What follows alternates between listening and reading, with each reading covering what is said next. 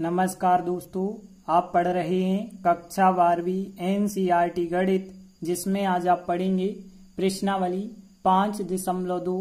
तो देखिए, इस प्रश्नावली में हमें अवकलन के बारे में पढ़ना है और आप पिछली क्लास में अवकलन के बारे में पढ़ चुके हैं, लेकिन फिर भी हम अवकलन के महत्वपूर्ण सूत्र देख लेते हैं। तो देखिए, अवकलन को d/dx के द्वारा दर्शाया जाता है। अब देखते हैं, सबसे महत्वपूर्ण सूत्र है x पे n की घात।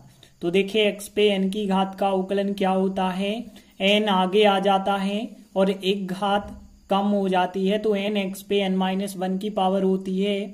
यदि कोई अचर पद दिया गया है या अचर फलन होता है तो अचर फलन का ध्यान रखना है। अचर फलन अकेला है, जैसे x के साथ है तो अचर फलन का नहीं होगा, लेकिन यदि अचर फलन अकेला है तो उस अचर फलन का अवकलन कितना होता है, 0। इसके बाद यदि हम बात करें sin x का अवकलन, तो देखिए sin x का अवकलन होता है cos x, लेकिन cos x का अवकलन यदि हम देखें d/dx, cos x का अवकलन यदि हम देखें तो cos x का अवकलन होता है माइनस का sin x। और यदि आगे हम देखें तो देखिए d/dx साइन का देख लिया, cos का देख लिया। tan की बात करें तो tan x का जो अवकलन होता है वो होता है sec वर्ग x होता है। यदि हम बात करें cot की, d/dx cot x का अवकलन यदि हम देखें तो ये होता है माइनस का cosec वर्ग x होता है। यदि हम ये बात करें sec x के अवकलन की, तो देखिए sec x का जो अवकलन होता है ये होता है sec x tan x होता है। और यदि हम बात करें cosec x के अवकलन की, तो देखिए cosec x का जो अवकलन होता है माइनस का cosec x into cot x होता है। तो इस प्रकार से ये रहे अवकलन के महत्वपूर्ण सूत्र। और भी यदि हम देखें तो देखिए d/dx ex का अवकलन ex होता है, इतना तो आपको पता होगा। और यदि एक सूत्र की और बात करें log x का अवकलन, तो देखिए यहाँ पे log x का अवकलन, यहाँ पे आधार जो होता है e माना जाए यदि, तो log x का अवकलन होता है 1/x। तो अभी हाल के लिए आप इतने ही सूत्र याद रखेंगे 10, बाकी और जो भी फार्मूले लगाएंगे हम वो आपको बताते चलेंगे। तो देखिए, उदाहरण 21 की बात करें, fx बराबर sin x वर्ग का अवकलन करना है, मतलब अवकलज ज्ञात करना है। अब अवकलज क्या कहलाता है, जैसे आपको पता है गुणा, तो गुणा करना पता है, गुणा करने का जो उत्तर आता है वो कहलाता है गुणनफल। वैसे ही अवकलन करने के बाद जो उत्तर आता है वो कहलाता है अवकलज। तो देखिए यहाँ पे fx फलन दिया गया है, तो देखिए चाहे fx दिया जाए या fx के स्थान पे y दिया जाए, एक ही बात है। तो देखिए यहाँ पे हमें दिया गया है fx बराबर sin x वर्ग दिया गया है। तो देखिए fx को हम y भी मान सकते हैं, तो यदि इसे y मान के चलते हैं, क्योंकि fx या y एक ही बात है, sin x वर्ग। अब देखिए, यदि हम दोनों पक्षों का अवकलन करेंगे, अवकलन यहाँ पे x के रूप में करना होगा, तो x के सापेक्ष अवकलन करने पर ये लाइन आप लिखना चाहें तो लिख भी सकते हैं। तो देखिए, दोनों पक्षों का अवकलन करेंगे x के सापेक्ष, तो y का होगा तो dy/dx हो जाएगा।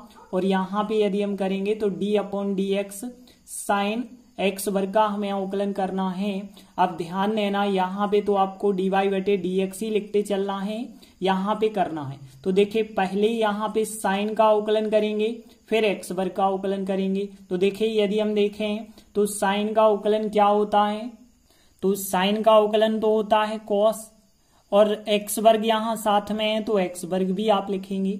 लेकिन ध्यान रखना, यदि साइन के साथ x के अलावा कुछ भी है तो उसका आपको दोबारा रिपीट करना होगा अवकलन, तो x वर्ग का अवकलन हम रिपीट करेंगे। ध्यान देना, एक बार साइन का अवकलन किया हमने, cos हुआ, और जो भी थीटा है वही तो लिखना होगा।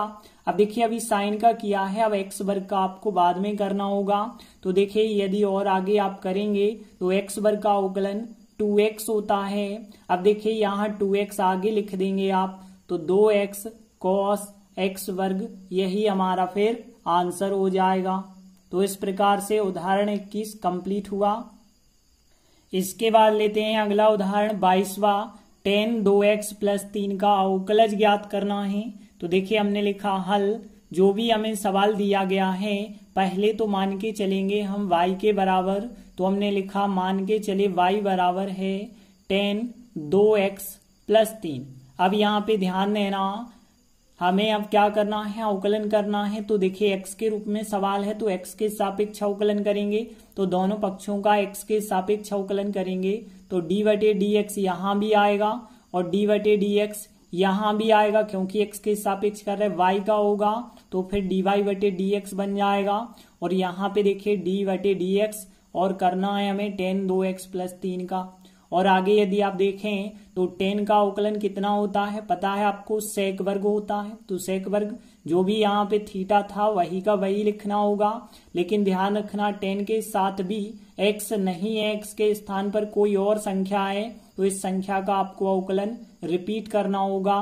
तो 2x + 3 का अवकलन हम रिपीट करेंगे। तो देखिए यहाँ पे sec वर्ग 2x + 3 तो आपको लिखते चलना है।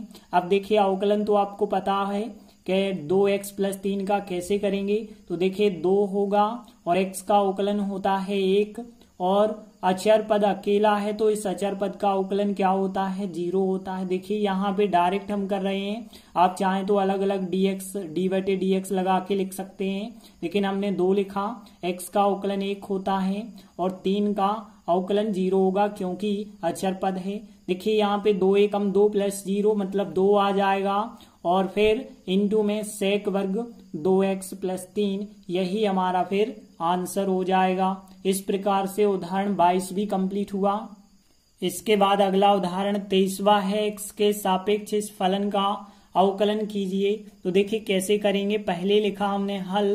देखिए जो भी हमें फलन दिया है उसे y के बराबर मान लेना है। तो मान के चले y बराबर है sin और फिर cos x वर्ग। अब ध्यान देना, हमें करना है अवकलन x के रूप में सवाल है तो x के सापेक्ष करना होगा। तो यहाँ तो dy/dx बन जाएगा। देखिए यहाँ पे अवकलन कैसे करना है ध्यान से समझना, हमें sin cos x वर्ग का अवकलन करना है। तो कैसे आप करेंगे, पहले होगा इस साइन का, तो ये पूरा थीटे का काम करेगा।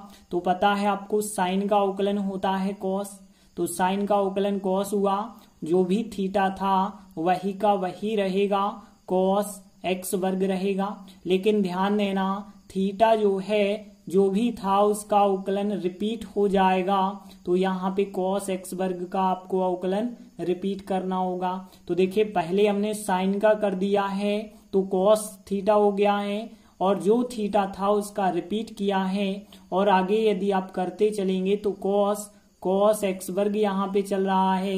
देखिए अब cos x वर्ग का करना है तो पहले हम cos का करेंगे।